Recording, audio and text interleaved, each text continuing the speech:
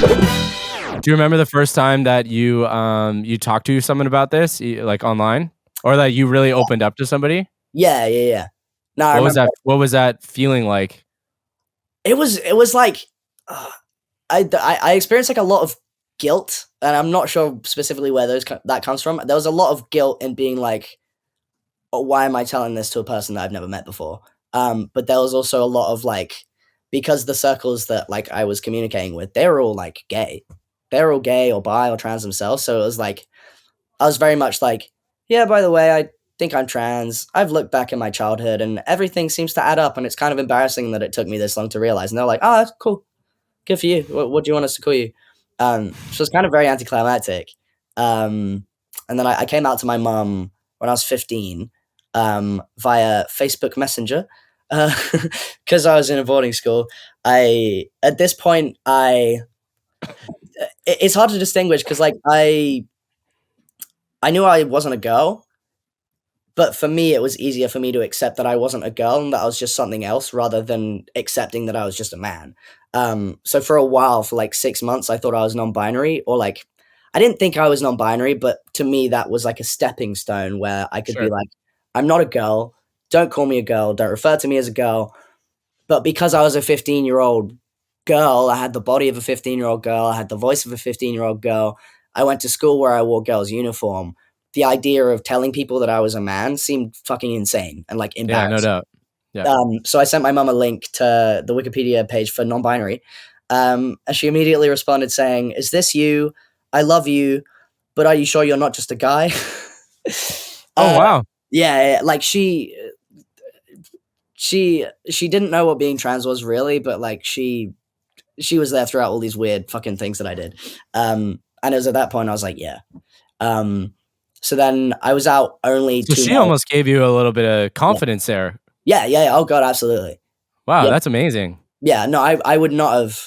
I don't know where I would have had the courage to come out if my parents weren't as chill about everything as they were. And your dad was supportive as well. Yeah, he didn't give a shit. He was literally like, so I told my mom, she was like, "Cool, do you want me to tell your brother?" And I was like, "Yeah, okay, cool." And he was like, "Cool, do you want me to tell your dad?" And I was like, "Oh, that's scary, but yeah." So he told my dad, and I was like, "Oh, what did he say?" He was like, "Yeah, he's cool. He's not surprised." He said, "You." He's not surprised. I remember I went to him. I was like, "Would it be weird if I cut my hair short again? I know it's long now, but do you think I'll look like a boy?" And he was like, "You don't really look like a girl anyway." So like, it was so chill, which I'm very lucky about. Yeah, I would say you are lucky because Oh I yeah, think that a lot of people going through this, their parents, especially you come from any sort of religious family or anything like that, or super conservative, and yeah, parents are not going to be as supportive as that, and when you yeah, don't have your parents' support, man, life becomes really really challenging. yeah. Especially as a kid, like Yeah. I grew up with friends who were kicked out for being trans, who were abused for being trans. So like I'm always aware of like how lucky I had it. But then yeah, I came out to 3 members of my family, but that was 3 years before I finished school. So I was like, look, I would not be able to survive in this school if I came out as trans because they're really bad with that. So I essentially on the internet, I wasn't Noah. I chose a nickname Newt. Because That's one of your email addresses. yes, yeah, it's still my email.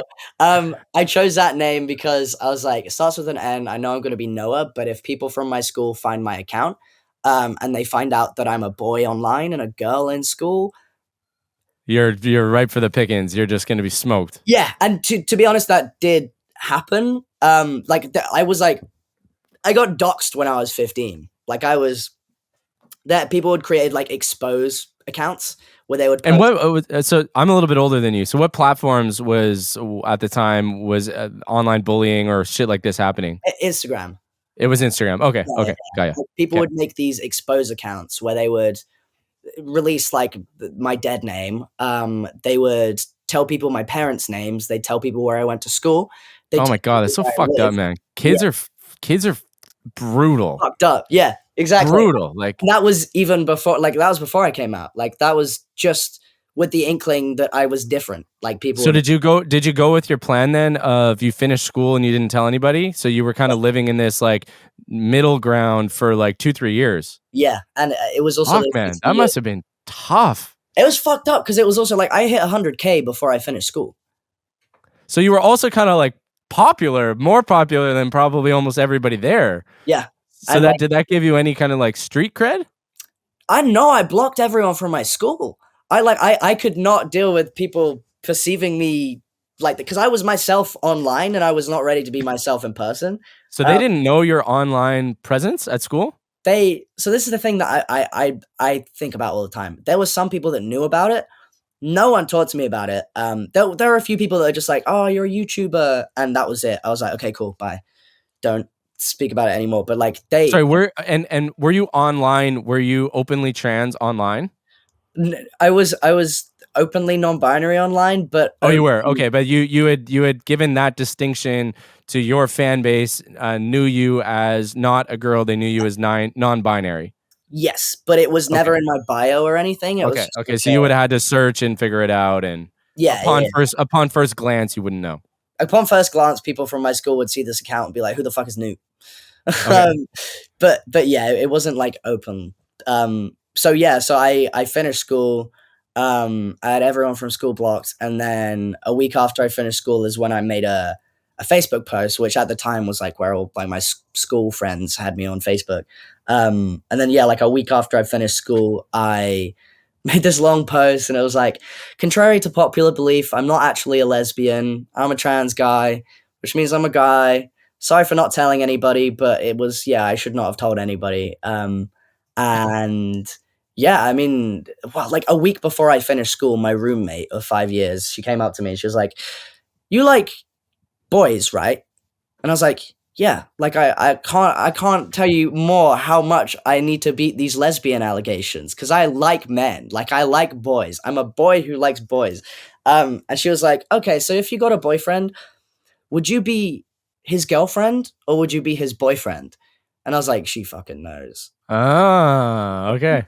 And Well, she lived with you for 5 years, man. Of course, she must have known. well, yeah, obviously, but back then I was like so in my own head. I was like, "This is a secret. Like no one knows anything." Like it was That's so crazy, man. You lived with that for such a long time to yourself. Like, Yeah. wow. Yeah, it's like a Hannah So Montana tough, moment. man. And like that's the type of thing that's not like you're thinking about once a month. It's like you're thinking about that all fucking day, every day. Oh, 24/7. Yeah. That's like for those 5 years, I was like in a constant state of just like this. Like, Oh my panic god. attacks 20. It was horrible. But Okay, I so thought I managed that. the freedom you must have felt when finally you got this monkey off your back. Yeah. And you're finished school. You don't have to worry about these kids at boarding school anymore. You're back in London. Like 20 minutes from London. Okay, and so from here, you've changed your name. Yes. So at this point, yeah, like I told my parents a few years ago that it was Noah. In the UK, it's quite easy to change your name legally. You just need to sign a document and send it off to the passport office, and they'll change it for you.